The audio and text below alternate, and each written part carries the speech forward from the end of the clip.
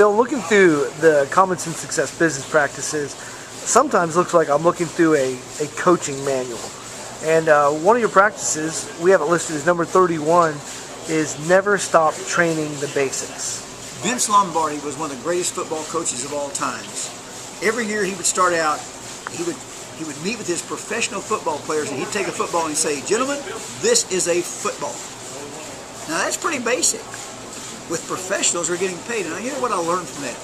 That the basics must be trained over and over and over again, because that seems so simple. I mean, of all the things we talk about having common sense, the basics should be common sense. But people get caught up and time crunches, they get caught up in their own objectives, and sometimes they forget the basics is what we always got to go back to.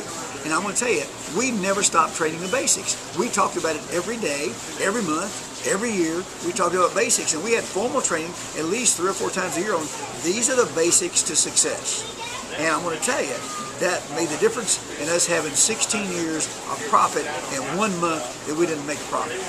Wow. Now I'm going to think of something totally different, but you know, in a faith setting, say for a person who calls themselves a Christian, how might this play out? Well, you must understand that you have to have faith in something that's going to be pretty big. In other words, without faith, it's impossible to please God. You know, think about that. That's pretty basic. Without faith, it's impossible to please God.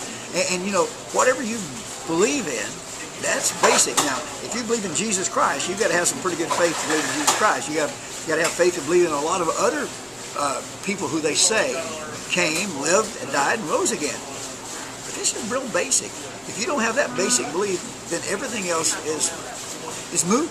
Because where is your faith going to go if you don't have that basic belief in something that's a foundation of what you believe? Great.